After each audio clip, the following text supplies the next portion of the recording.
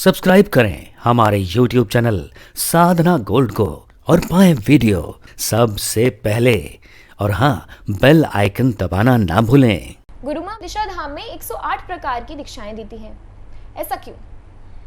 देखिए, 108 प्रकार की अगर मैं बात करूं दीक्षाओं की, तो 108 प्रकार की जो हम दीक्षा देते हैं, ये 108 प्रकार की, पहले तो हम ये जानेंगे दीक्षाएं हैं क्या।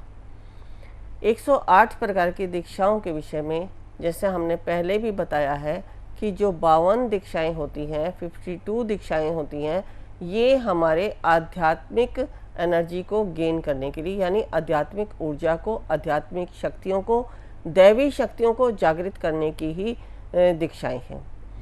अगर हम नेक्स्ट 52 दीक्षाओं की बात करते हैं, यहाँ मैं इंग्लिश में इसलिए बता रही हूँ 52, क्योंकि मेरे से पिछली बार भी किसी ने पूछा था तो बोले गुरु माँ आप हमें 52 समझ नहीं आ रहा है, 52 या इंग्लिश में हमें बताइए। तो मैंने उनको जब 52 बताया तो उनको कुछ समझ आया, तो इसलिए मैं यहाँ इन शब्दों का इस्तेमाल कर रही हूँ जो मैं इंग्लिश के शब्द अपने अध्यात्म में कभी करती नहीं हूँ।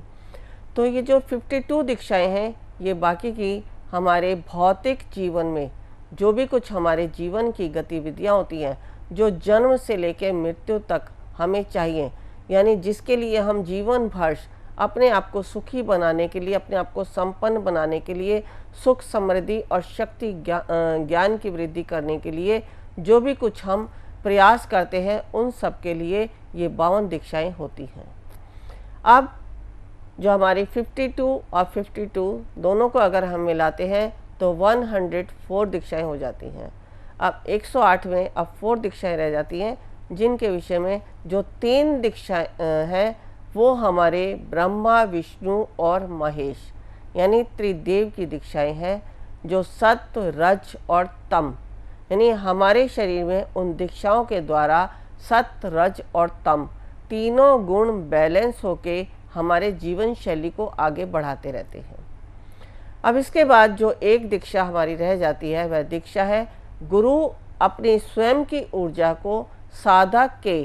कुंडलनी शक्ति पर स्थापित कर देता है, ताकि जब भी कोई साधक उसका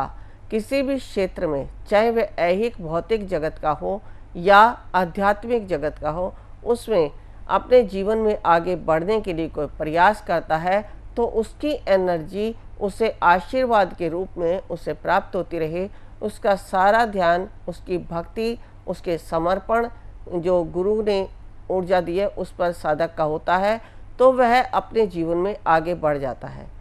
जब गुरु की ऊर्जा किसी साधक के कुंडली शक्ति पे होती है, या साधक ने जिस गुरु से दीक्षा दी है, उस साधक का कोई भी कार्य जो है कभी भी रुकता नहीं है। देखिए, अब बहुत सारे साधक ऐसे भी हैं जो गुरु से दीक्षा लेते हैं लेकिन अपने गुरु को छोड़ देते हैं। उसके पीछे कारण है,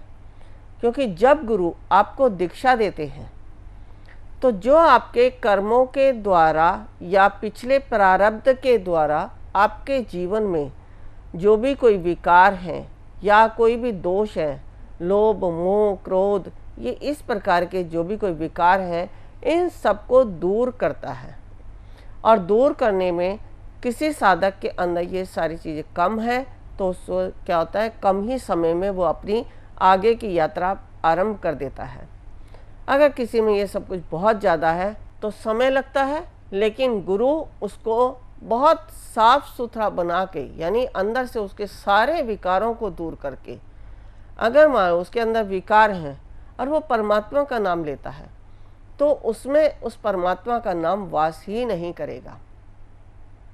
क्योंकि परमात्मा को भी वही व्यक्ति प्रिय है जिसमें क्षमा, दान, तप, यज्ञ, व्रत ये सब करने की क्षमता होती है। और ये हम कब करते हैं, जब हमारे विकार समाप्त हो जाते हैं, जो काम, क्रोध, लोभ, मोह है,